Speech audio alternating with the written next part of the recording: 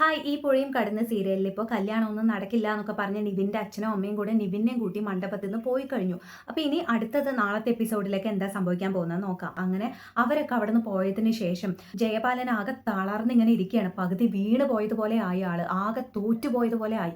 അങ്ങനെ എല്ലാം നശിച്ചിങ്ങനെ വല്ലാത്തൊരവസ്ഥയിൽ ഇങ്ങനെ ഇരിക്കുകയാണ്. രാഗിണിയാണെങ്കിൽ ദേഷ്യം കൊണ്ട് ഇങ്ങനെ പൊട്ടിത്തെറിച്ചുകൊണ്ടിരിക്കുകയാണ് കേട്ടോ. അങ്ങനെ കല്യാണം ഒന്നും നടക്കില്ല, എല്ലാം മുടങ്ങി, എല്ലാവരും പൊയ്ക്കോ എന്നൊക്കെ പറഞ്ഞ് ആ ഗസ്റ്റുകളെയൊക്കെ ആട്ടി ഓടിക്കുന്നു. ആ കല്യാണ മണ്ഡപത്തിൽ പോയിരുന്ന് അവിടെ ഇരിക്കുന്ന വിളക്കുകളും കാര്യങ്ങളൊക്കെ തട്ടിത്തെറിപ്പിക്കുന്നു. അങ്ങനെ ഒരു ഭ്രാന്തിയെ പോലെ ബിഹേവ് ചെയ്തുകൊണ്ടിരിക്കുകയാണ് രാഗിണി. അങ്ങനെ ഒരുവിധം ജയപാലനും പ്രവീണയും കൂടെ രാഗിണിയെ സമാധാനിപ്പിച്ച് ആ മണ്ഡപത്തിൽ നിന്ന് വീട്ടിലേക്ക് കൂട്ടിക്കൊണ്ട് പോകുന്നു. അപ്പോൾ ഇതേ സമയം നമ്മുടെ കാവേരിയും കുടുംബവും കൂടെ ഇങ്ങനെ കാറിൽ ഇങ്ങനെ പോയിക്കൊണ്ടിരിക്കുകയാണ്. അപ്പോൾ അവരിങ്ങനെ ഓരോന്ന് സംസാരിച്ചിട്ടാണ് പോകുന്നത്.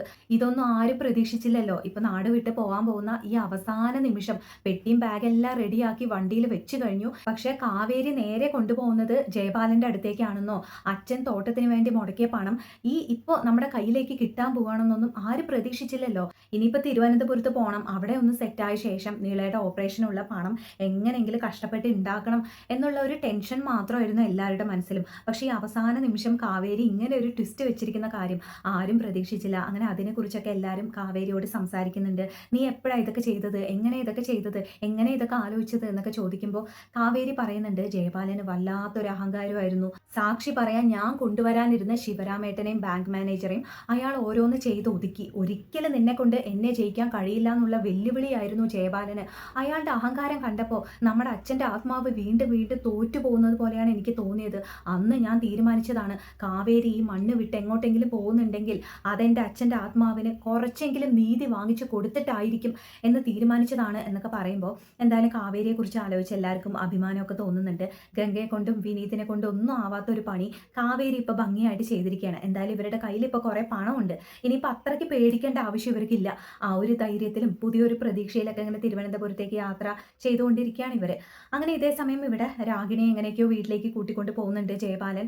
അവിടെ പോയ ഉടനെ രാഗിണിയുടെ റൂമിൽ കയറി ഡോർ അടച്ചിരിക്കുകയാണ്. കുറേ നേരമായിട്ടും ഡോർ തുറക്കുന്നില്ല. പ്രവീണയും വിശാലും കൂടെ ഡോർ കൊട്ടിക്കൊണ്ടിരിക്കുന്നുണ്ട്. അയ്യോ അകത്ത് എന്താണോ എന്തോ ചെയ്യുന്നത്, എന്തായോ ആവോ എന്നൊക്കെ പറഞ്ഞ് ആകെ ടെൻഷനായിട്ട് ഇരിക്കുകയാണ്. തുറക്കുമോളെ എന്ന് പറയുന്നുണ്ട്. രാഗിണി ഡോർ തുറക്കുന്നുമില്ല. ജയപാലനാണെങ്കിൽ ഈ കല്യാണം മുടങ്ങിയ കാര്യം നാട്ടിൽ മുഴുവൻ പാട്ടായി കഴിഞ്ഞു. ആ ഒരു വല്ലാത്ത അപമാനമൊക്കെ സഹിച്ചുകൊണ്ടിരിക്കുകയാണ് ജയപാലൻ. അതിൻ്റെ ഇടയ്ക്ക് പ്രവീണ കയറി വന്ന് പറയുന്നുണ്ട്, മോള് വാതിലടച്ചിട്ട് കുറേ നേരമായി തുറക്കുന്നില്ല, നിങ്ങളൊന്ന് വന്ന് നോക്ക് എന്നൊക്കെ പറയുമ്പോൾ ജയപാലൻ വന്ന് വിളിക്കുന്നു, എൻ്റെ മോളെ വാതിൽ തുറക്ക്, നമുക്ക് സംസാരിക്കാം എന്നൊക്കെ പറഞ്ഞ് വിളിക്കുമ്പോൾ അവസാനം രാഗിണി ഡോർ തുറന്ന് പുറത്തേക്ക് വരുന്നുണ്ട്. പുറത്തേക്ക് വന്ന പാടെ അവിടെയുള്ള സാധനങ്ങളൊക്കെ അടിച്ച് തെറിപ്പിച്ച് ബഹളം വെച്ചുകൊണ്ടിരിക്കുകയാണ്. അപ്പോൾ പ്രവീണ ആകെ കരയുന്നുണ്ട്. അങ്ങനെ എൻ്റെ മോളുടെ ജീവിതം ഇങ്ങനെ നശിച്ചല്ലോ, അവൾക്ക് ഇങ്ങനെ ഒരു അപമാനം വന്നല്ലോ, എല്ലാത്തിനും കാരണം നിങ്ങളാണെന്നും പറഞ്ഞ് ജയപാലനെ പറയാണ് കേട്ടോ. നിങ്ങൾ ഒറ്റ ഒരുത്തനാണ് എല്ലാത്തിനും കാരണം. ആ നിവിന് നമ്മുടെ മോളെ ഇഷ്ടമല്ല എന്നറിഞ്ഞ അപ്പം തന്നെ നമ്മുടെ മോൾക്ക് നമ്മൾ വേറൊരു നല്ല ചെക്കനെ നോക്കണമായിരുന്നു. ഇവൾക്ക് എന്താ വേറെ ചെക്കന്മാരെ ഒന്ന് കിട്ടാണ്ടാണോ? അനിയത്തിയുടെ മോനാണ്, അനിയത്തിക്ക് കൊടുത്ത വാക്കാണ് എന്നൊക്കെ പറഞ്ഞ് നിങ്ങളുടെ വാശി അതാണ് എല്ലാത്തിനും കാരണം. ആ നിവിൻ കാവേരിയോ ഗോദാവരിയോ ആരെങ്കിലും കല്യാണം കഴിച്ച് എവിടെയെങ്കിലും പൊയ്ക്കോട്ടെ എന്ന് വിചാരിച്ച് നമ്മൾ നമ്മുടെ മോൾക്ക് നല്ലൊരു ചെക്കനെ നോക്കിയതാണെങ്കിൽ ഈ സമയം കൊണ്ട് അവളുടെ വിവാഹം കഴിഞ്ഞിട്ടുണ്ടാവും. ഇതിപ്പോൾ എന്തായി, അവളുടെ ജീവിതം ഇങ്ങനെ ആക്കിയത് നിങ്ങളാന്നൊക്കെ പ്രവീണ പറയുമ്പോൾ ജയപാലൻ ഇടീ എന്നും പറഞ്ഞ് ഇങ്ങനെ അടിക്കാൻ കയ്യോങ്ങാണ് കേട്ടോ. അങ്ങനെ രാഗിണി ജയപാലന്റെ കയ്യിൽ പിടിച്ച് തടയുന്നുണ്ട്. എന്നിട്ട് ചോദിക്കുകയാണ്, അമ്മ പറഞ്ഞതിൽ എന്താ തെറ്റ്? ചെറുപ്പം മുതലേ നിവിനാണ് എൻ്റെ ഭർത്താവെന്ന് പറഞ്ഞല്ലേ എന്നെ വളർത്തിയത്, അത് വിചാരിച്ചല്ലേ ഞാൻ ഇത്രയും കാലം ജീവിച്ചത്. എന്നിട്ടിപ്പോൾ എന്തായി? അവൻ എന്നെ വേണ്ടാന്ന് പറഞ്ഞ് ആ മണ്ഡപത്തിൽ നിന്ന് ഇറങ്ങി പോയില്ലേ? അത്രയും പേരുടെ മുമ്പിൽ വെച്ച് ഞാൻ നാണം കെട്ടില്ലേ? അത് മാത്രമാണോ? ആ കാവേരി എളുപ്പത്തിൽ വന്ന് എൻ്റെ കല്യാണം മുടക്കിയിട്ട് അവളുടെ പാട്ടിന് പോയില്ലേ? അവള് വെല്ലുവിളിച്ചതുപോലെ അവള് ജയിച്ച് കാണിച്ചില്ലേ? അച്ഛൻ എന്തെങ്കിലും ചെയ്യാൻ സാധിച്ചോ അവളെ? നമ്മൾ തോറ്റില്ലേ? അച്ഛൻ തോറ്റില്ലേ? എന്നെ തോൽപ്പിച്ചില്ലേ എന്നൊക്കെ പറഞ്ഞ് ബഹളം വയ്ക്കുമ്പോൾ എൻ്റെ മോളെ ഞാൻ പറയുന്ന ഒന്ന് കേക്ക്. നിവിൻ എങ്ങോട്ടും പോയിട്ടില്ല, അവൻ ഈ നാട്ടിൽ തന്നെ ഉണ്ടല്ലോ. അവരെയൊക്കെ എങ്ങനെയെങ്കിലും പറഞ്ഞ് മനസ്സിലാക്കി നിങ്ങളുടെ വിവാഹം അച്ഛൻ നടത്തി തരും, അച്ഛനെ വിശ്വസിക്കുക എന്നൊക്കെ ജയപാലൻ പറയുമ്പോൾ രാഗിണിക്ക് വായിൽ നല്ലത് വരുന്നുണ്ട്. അച്ഛനായതുകൊണ്ട് മാത്രം പറയാതിരിക്കാൻ കേട്ടോ.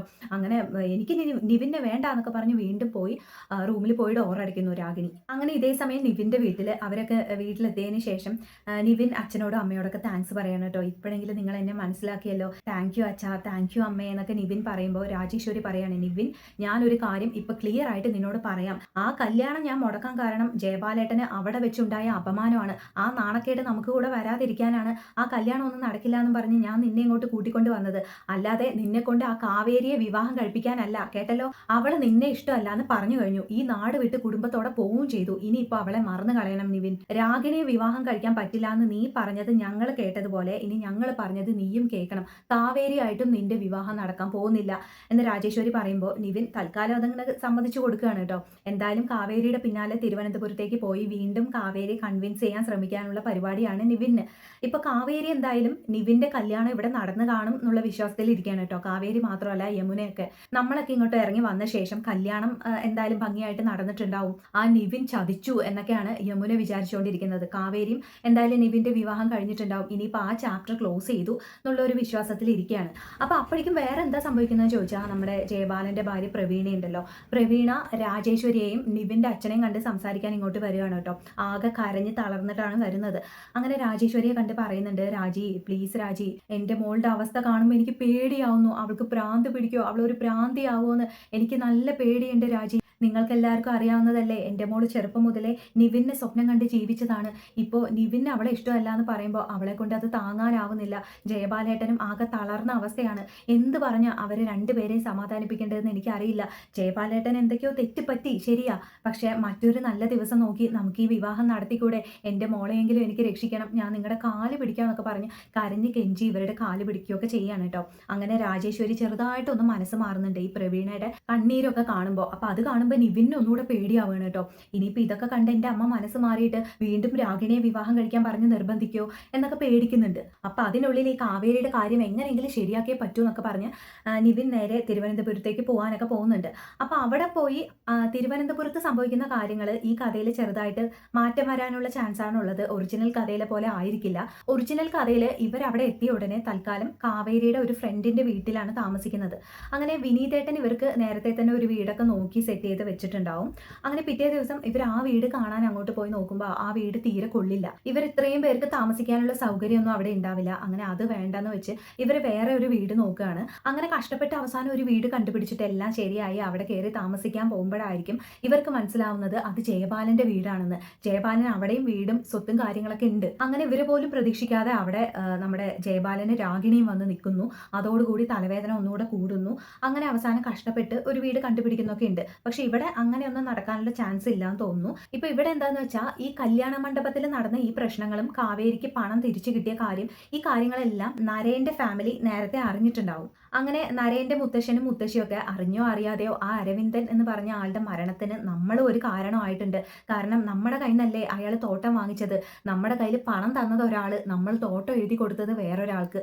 അതെന്തായാലും ശരിയല്ലല്ലോ. ഇപ്പോൾ അയാളുടെ കുടുംബത്തിന് ആ പണം തിരിച്ചു കിട്ടിക്കഴിഞ്ഞു, അവരിങ്ങോട്ട് താമസം മാറിയിരിക്കുകയാണ് എന്നുള്ള കാര്യങ്ങളൊക്കെ ആലോചിച്ച് കാവേരിക്കും കുടുംബത്തിനും താമസിക്കാൻ ഇവരൊരു സൗകര്യം ഒരുക്കി കൊടുക്കാനുള്ള ചാൻസ് ഒക്കെ ഉണ്ട് അല്ലേ. അങ്ങനെ നരേന്റെ വീട്ടിൽ തന്നെ കാവേരി താമസിക്കുന്നു. അങ്ങനെ ഇവർ തമ്മിൽ അടുക്കുന്നു. അതൊക്കെ ഇനി വരാൻ ചാൻസ് ഉണ്ട് അല്ലേ. എല്ലാം നമുക്ക് കാത്തിരുന്ന് കാണാം. Thank you, by.